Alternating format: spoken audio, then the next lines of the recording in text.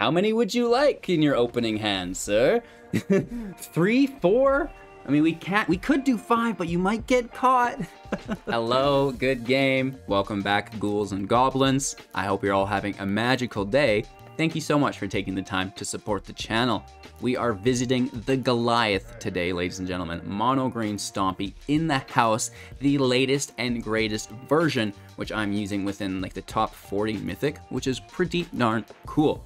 We're going to break down the deck list, talk about the strategies, the synergies, showcase those within the gameplay footage, and then wrap up with our final thoughts, deck review, and general community news. So make sure to smash that thumbs up button to help support me along this journey, and let's take a look at Goliath. This is a standard best of 1 60 card deck with an average mana value of 2.4. We have 17 non-creatures to our 19 creatures, very well spread out, and the 24 land here as well for consistency's sake. There are some module-faced lands in the deck via Kazandu Mammoth and Kazandu Valley to increase that consistency with our mana even further. And then we have, of course, the Jasperia's Sentinel, in which it can tap itself and another creature, generating mana for that consistency and ramp. And then the Old Growth Troll, when it dies, comes back as an aura, allowing us to tap a land for 2 mana instead of 1 as well. Not to mention the Sculptor of the Winter, which can untap target snowland. Now this is where it gets really weird. We can tap a snowland that has the Old Growth Troll aura onto it.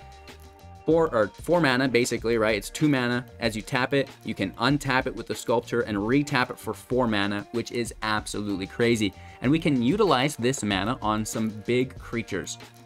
Ren and 7, not necessarily a creature, but we'll immediately utilize the -3 to make a tree folk with reach, and its power and toughness are equal to the number of lands that we control, which is really quite nice. Minimum is probably going to be a 4/4 or 3/3, and it's going to grow every single land you play, which is generally every turn, which is quite nice.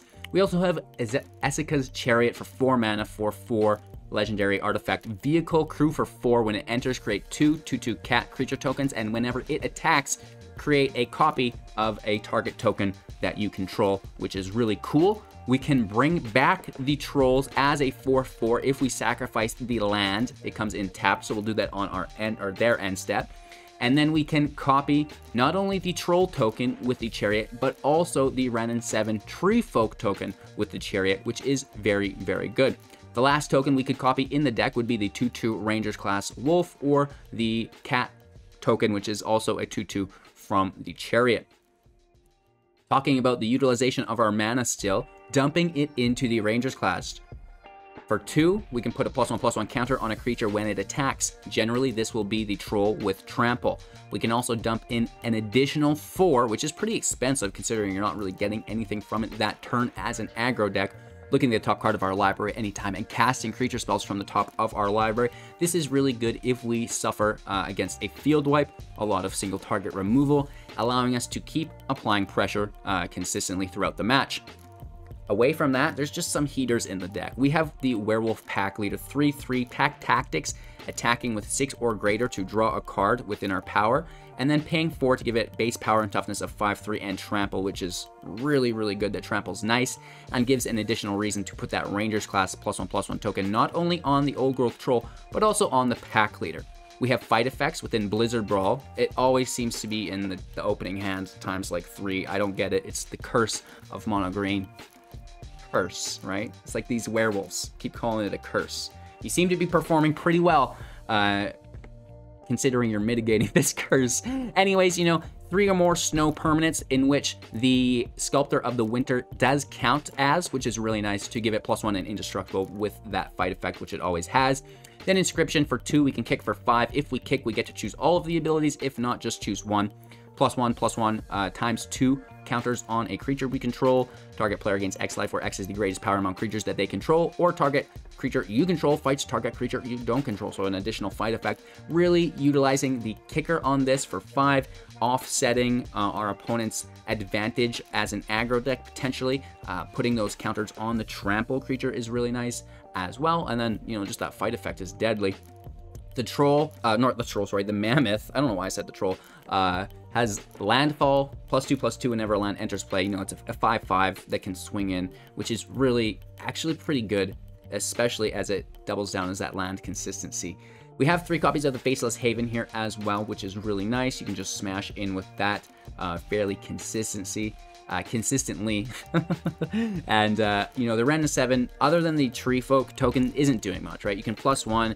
You're basically milling, looking for cards. There's no flashback, so you're not getting any value there. You might actually mill some cards you don't want to. However, where it does come in handy is if you have a Rangers class powered up all the way, and now you're playing creatures off the top of your library, but there's a silly land there, right? So utilize that +1 to get those lands off the top, and now maybe you get a creature on top that you can continue to play from the top of your library, right?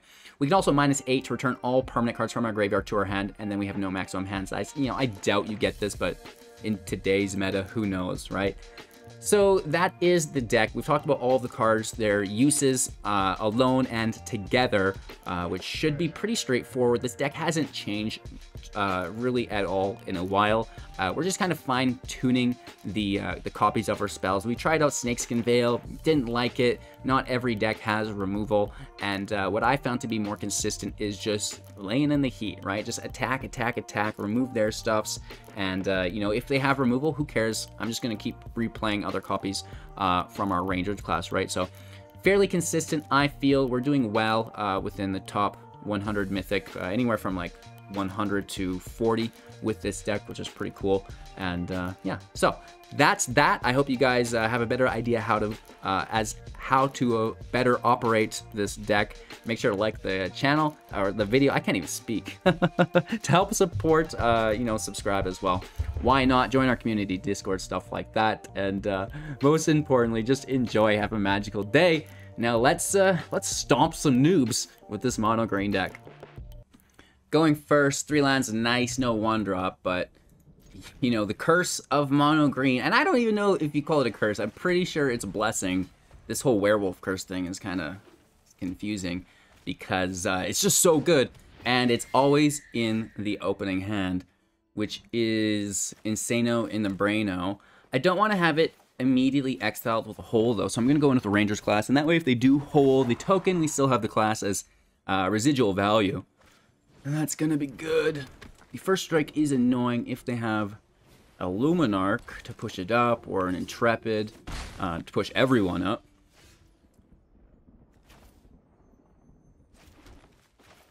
CCC. And I think we just kill the flyer and slam through the first strike.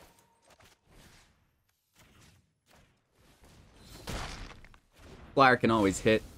We don't have anything to deal with that, and there's a good chance that they might actually block that. They might just take it. It would have been maybe advantageous to block with 1 because of the Disturbed. Like, they don't lose the creature forever. They get to replay it. This is good for them. We're going to lose our Chariot here, pushing it to 6 from 4. They won't take Blizzard Ball because we can just, you know, recast it for 3. That's an easy call and a really good snag for them. Oh no, hopefully they don't play a Redain here.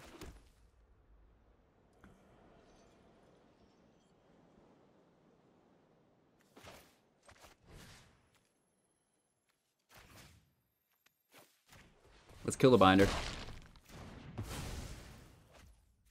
Let's push in with the Rangers class. And then we get the draw off Pack Tactics here, which is so nice. Another Ren. We will need our 5th land, only on 4 right now. And we'll actually need that 6th as well. We do have Faceless Haven available, though. That's really, really pleasant. Oh! Couple of 2/2s with first strike here, and they have the life gain. But, I mean, what do you do? The double block on the pack leader is brutal. But it would go to 5 when we attack, right?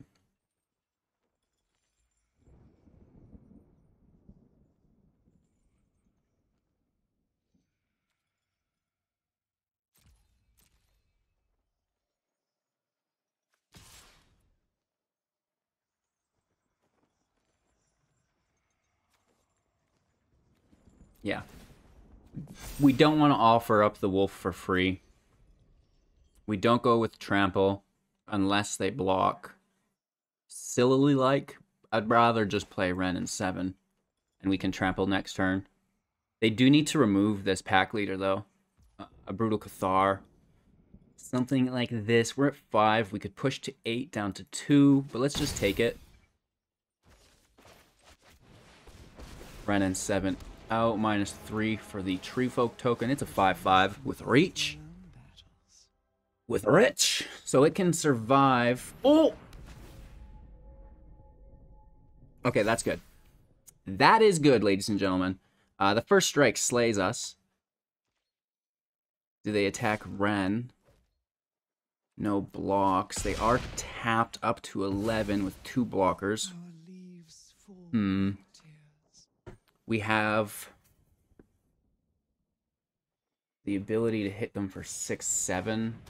No, less now.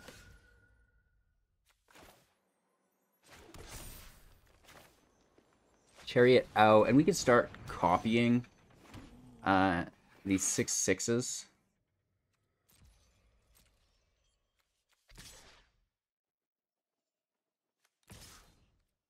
Swing in, take the draw.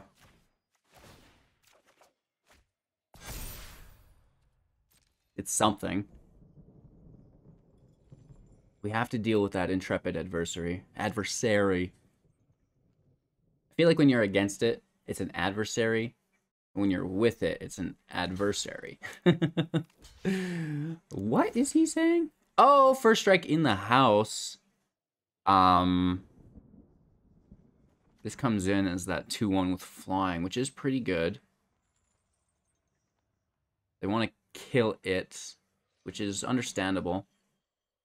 I want to kill that Usher primarily, I think, though, because it's buffed and makes 2/2s at this point.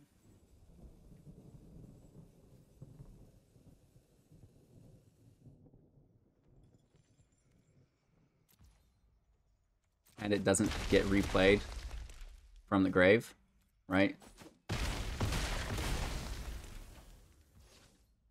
We take out all 3, though. Loving that. Let's end our turn here. We do have the Chariot on a Ren token, which is good, but that first strike is pretty gross. Do they second cast on top of this? Oh, we hope not. They do. It is the best second cast they could have ever gotten. They kill our woofers. That's like fairly disrespectful. Hit for 6, down to 13. They're back to 11. Okay, I'll allow it. Oh my god. Lord have mercy. We have the mana as well. From root to canopy, the trees are mighty.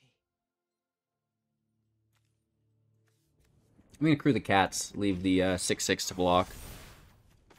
We might get a scoop here. Oh, we might get the scoop here. They gain the life, but we have dealt with it. These drop in strength. We go all in, and we're copying the Tree Folk. And, yeah, getting down and dirty, that's for sure. We push up the wolf, so they have to double block if they want the kill. We hit for 8, down to 9. We have 13 in a massive field, right? Blizzard Brawl. What a card. That's 3 of them. That's that curse I'm talking about. The mono green curse of pack leaders and Blizzard Brawls. Just like, how many would you like in your opening hand, sir? 3, 4? I mean, we could do 5, but you might get caught. Oh, wow.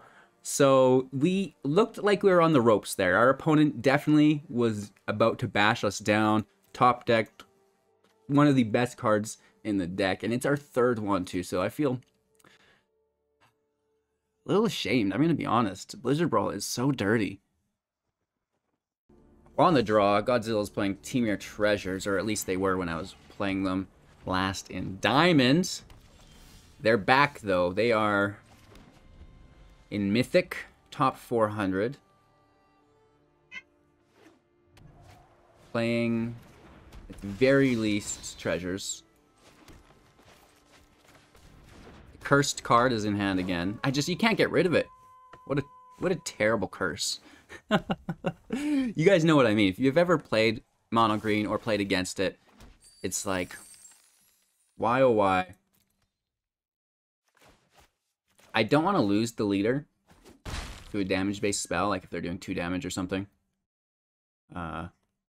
Maybe it was just a bounce and we should have blocked, but...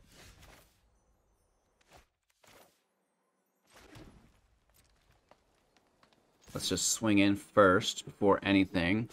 Say hello to Miss Maya. She's in studio. Yep. Miss Maya's my favorite pet. I got asked which pet was my favorite, and it's got to be Miss Maya, right? So it's a Wari's Disruption that I don't want to play into.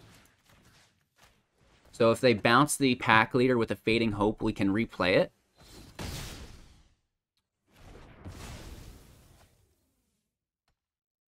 Nope. I really don't want to play into a Wari's Disruption.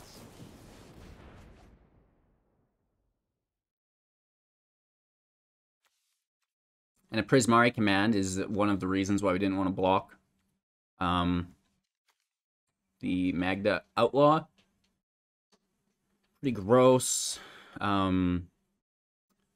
matchup, I feel like, is probably harder for mono green than it is for mono white.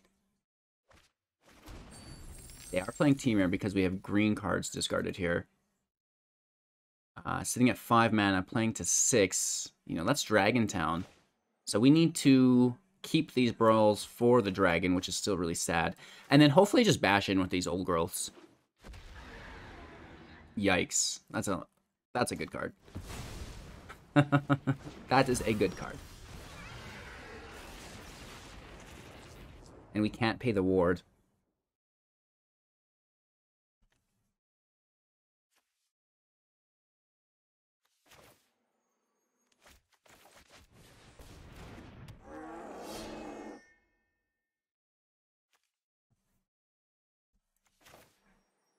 We don't need 5 mana for much.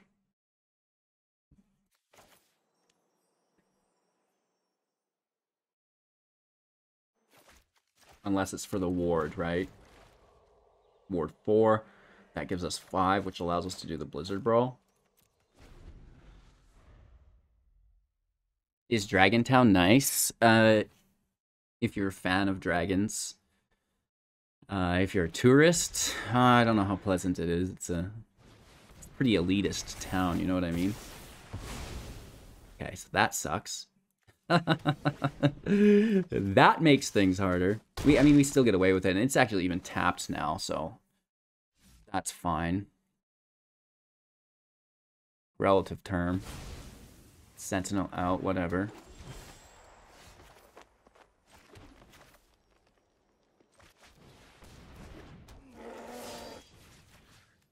Kill Limerith, or Imerith? I think that's an I. Imerith.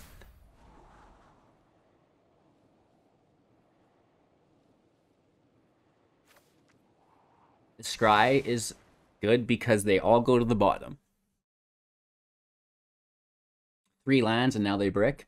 They don't get the... Oh, they've already got it. Another Magda, so we just really want to avoid these dragons.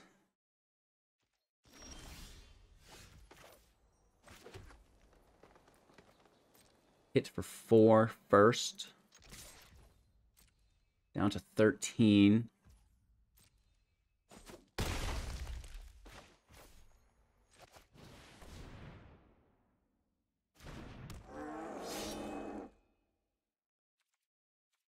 End our turn.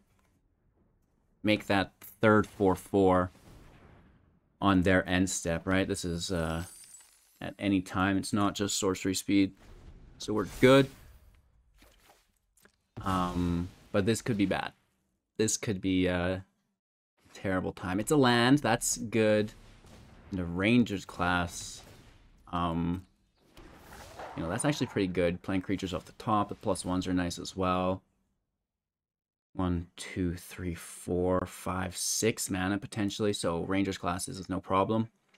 There's no attack. So they just make the mana. Pushing into the class again. There's no attack, but they're playing off the top.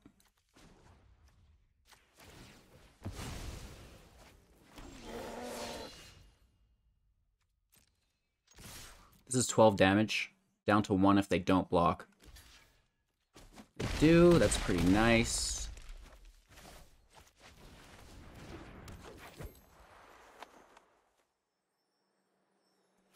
Why not? Why not? We could have held back, and if they wiped us, we could have made the 4-4 in response. Would have been smarter, but I'm suspecting just creatures off the top from Rangers class. Because if it's a Battle of Frost and Fire on the top, they can't play that. Did we just lose the game? We absolutely just lost.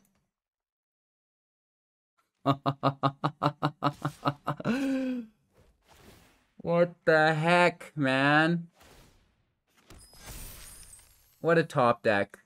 What an absolute god top deck.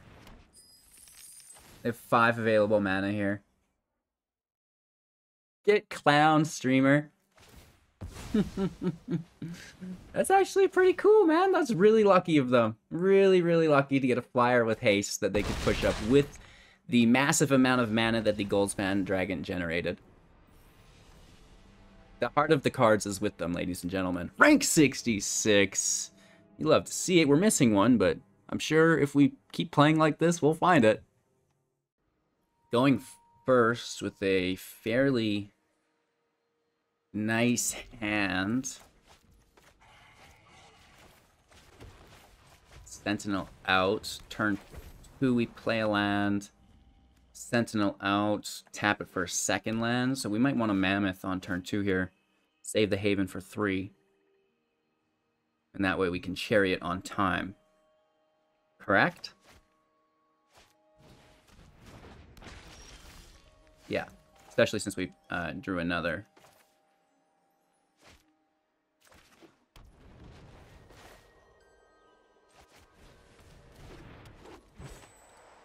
Do we kill this so they can't draw?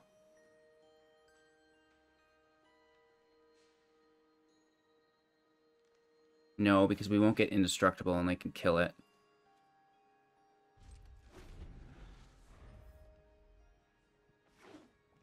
Just get that Chariot out there, I think, right?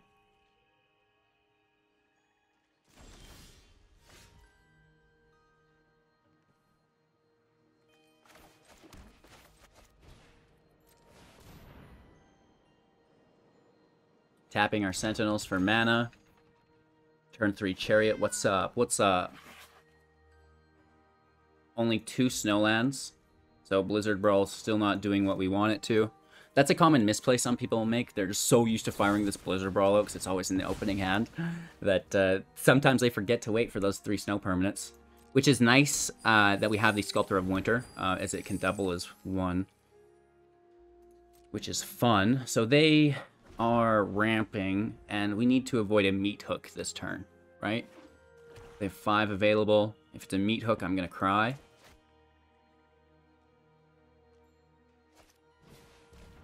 Okay. It could still be a Meat Hook for 4. An Eye Twitch, okay.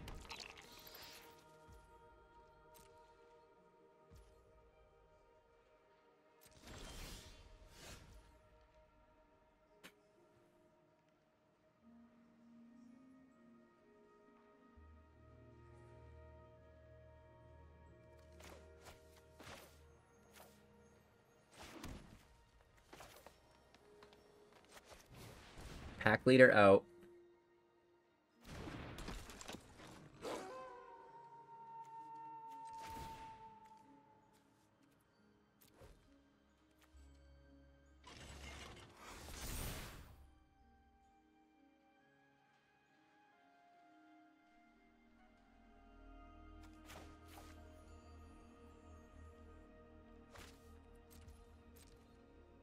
Should be fine. I think. If they were going to deal with it, it would have been before we selected the cat to clone. I hate playing against mono black. Blood on the Snow, Loath, Meat Hook, all the single target removal they could ever want. Oh! Please, sir, just let me beat you. Oh no, I like a good game either way. Magic is an amazing competitive game. So they make the treasures and they're just looking for that wipe, and they have enough to wipe our whole field, and they still have so much life left. So they basically need to deal with all of our stuff, but what if they don't have it? Then we should just like really pile in, shouldn't we? Go for broke, baby. Go for broke, baby.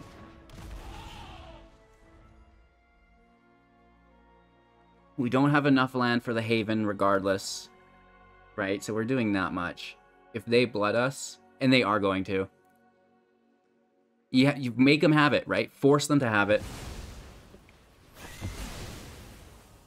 So we need a Snow Haven off the top, and even then we're still going to lose this game. Blood on the Snow, I think, just strictly beats Mono Green. Unless you have a Rangers class in play that you can just refold out with, which we do not. LOL. It's not a token, though. But it's our only play line. Oh, and it's tapped already. Never mind. Never mind. I was like, we can bring it out and then still crew it. But no, you cannot. It's tapped. Okay. Okay, this is still a match somehow. There's my favorite creature. A couple of spiders. Favorite creatures. 2 of them at a time. Loving those spiders.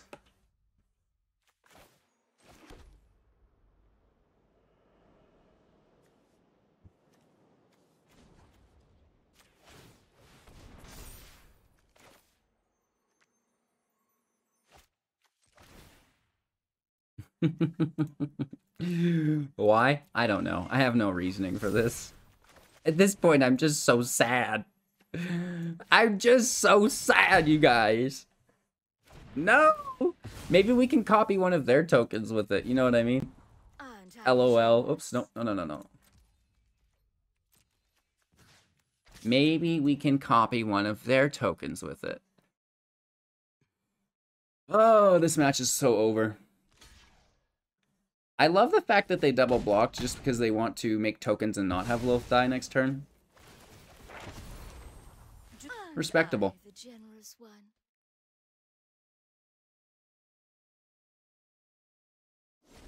Mono black is good against mono green.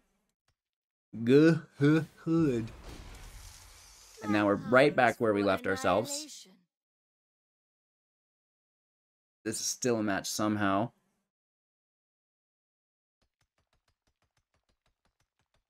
Waiting on our opponent. They do go in with another eye twitch.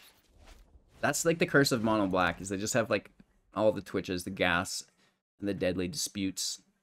Warlock class is nice. And then they go in with the science up to 20. They're taking their time, I get it. I mean, I don't berate people often who are so high ranked. That blue spell with a treasure. Interesting.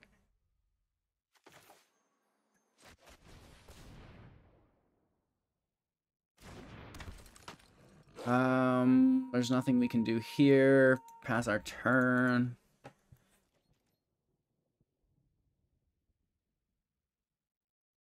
So sad. There's that deadly dispute I knew that they had more of. That's what we get for that first match, though, with all those Blizzard Brawls. That is what we get. I think we could probably scoop up, but maybe the pack leader helps with the draw. If it survives, I mean, if it dies, probably dead. There's a 9% chance for Rangers class, which would have been good like a while ago, especially in this matchup. This is bad.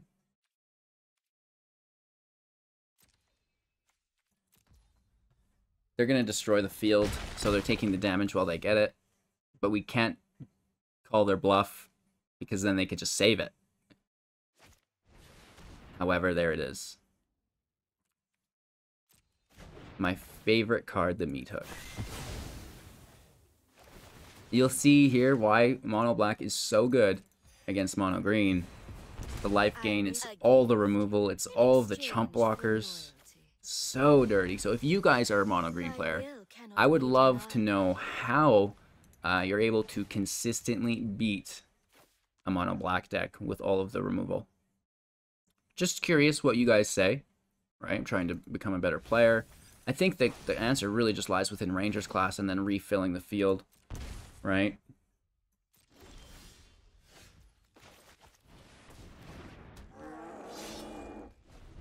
Old growth out. We can't attack with the Chariot. We can't afford to. If we're attacking with the Chariot, it has to make a token. Nice. So they have 6, 7, 8 mana, so they can pay into it twice. That's gonna be, what, 8 zombies? 4 zombies? And then the 2 Loaths. And they have the Meat Hook in play, right? Except Loath pluses for the draw. Makes sense. Loving that land. We should concede, but we should concede right here.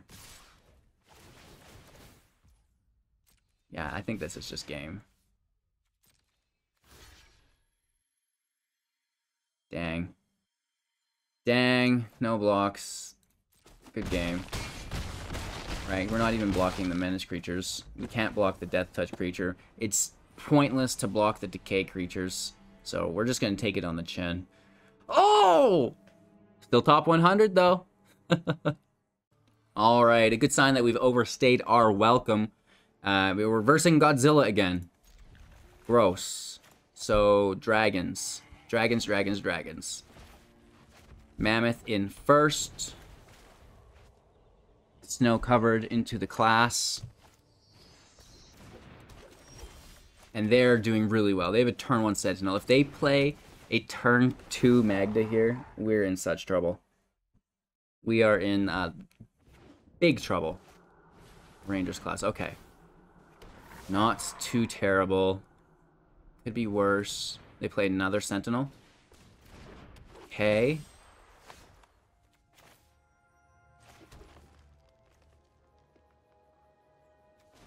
Let's push up. Hit for 3. We need to save the Brawl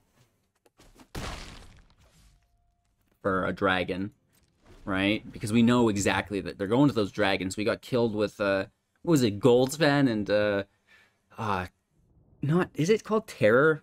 Not Terror of Mount Velis. These, what is that card called? Infernal Star Mounts, that's the one. Is a good card. We got blasted by it. So we need to stay on the defensive with the Brawl, which is sorcery speed as it's a haste attacker, so we might not even get that chance. We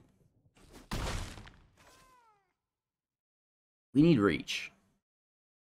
We have it the turn after next.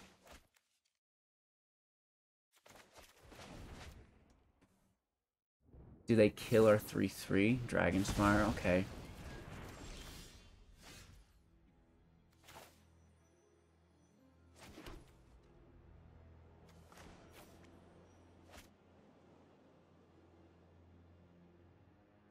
It's got to be the Chariot and then right into the tokens. I just wish that we had 6 mana and we could token Blizzard Brawl, right? Token, crew, Blizzard Brawl attack, copy, token would be ideal. And we need to keep hitting those lands so these are like 6/6.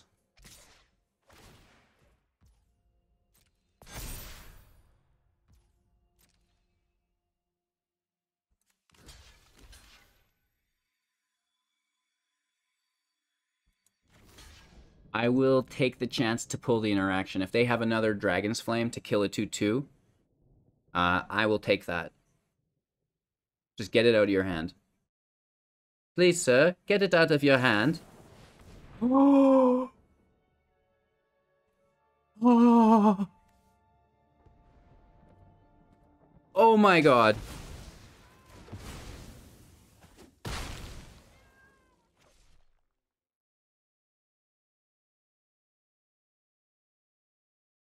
That really, really hurt. That really, really hurt. Oh my gosh.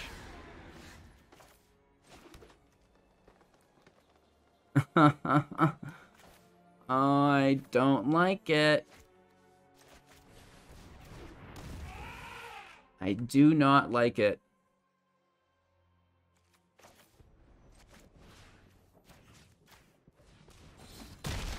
Just kill it. Just kill it, man. Get it out of here. Get that thing out of here. Oh my lantern. Nice Prismari command, my friend. Woof. What's weird is Wizards mentions Chariot being a problem, and the commands deal with the Chariot really well. Prismari command can destroy it. The Simic one, the Quandrix command can just straight up counter it. Okay.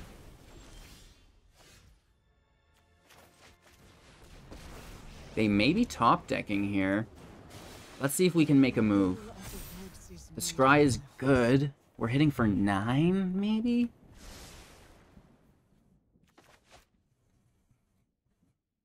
Interesting. So just like kill that.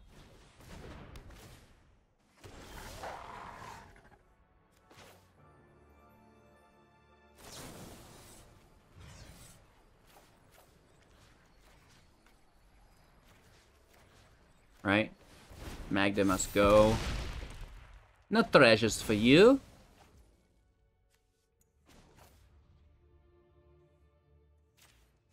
Hopefully we don't lose anything good. Well, a few things there were good.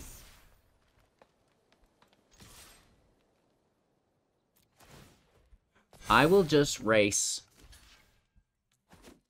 They could have killed Ren if they took the damage on the response, but then they would have been taking lethal. And we're good. I mean, the draw is great for them. They have to discard one here. Blizzard Brawl off the top. It was a land. Great news.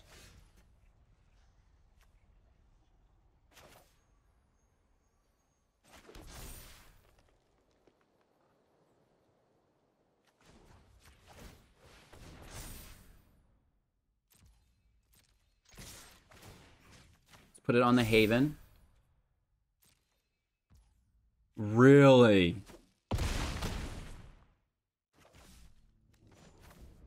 -3 for another token. The trees can fight their own battles. And then push into the Rangers class.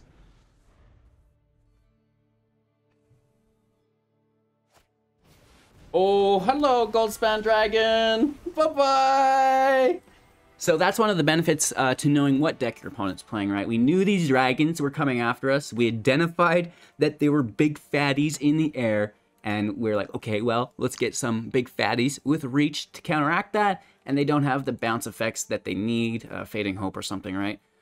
Which is really nice. We get the win. Let's talk about the deck, break it down, and sign off. Alrighty, so Goliath version 1, obviously not a version 1, but it's the first time that I've actually named mono green aggro something. People, I think, really liked the idea of Milky Smooth and then versions of it. So if we can kind of name our archetypes something unique to our own channel, like Milky Smooth, like this new Goliath deck, I think it will be fun to continue to update, as the season and rotation set goes on.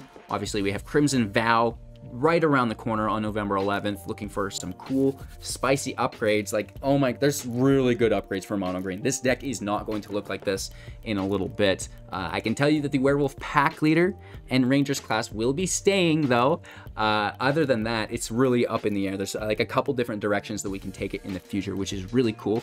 Speaking of these new Crimson Vow decks, I've actually started theory crafting, and we're going to be overviewing the decks that I make day to day as we get closer, and then we can, as a community, kind of crowdsource them and make sure that they are the best possible versions for everybody opening day, right? So cheers Have an amazing day. One might say even a magical day. Make sure to support the channel, thumbs up, become a Patreon, join the community Discord, partake in the contest, the giveaways, the free cash prize tournaments, and all the great stuff like that. And we'll see you soon in the next.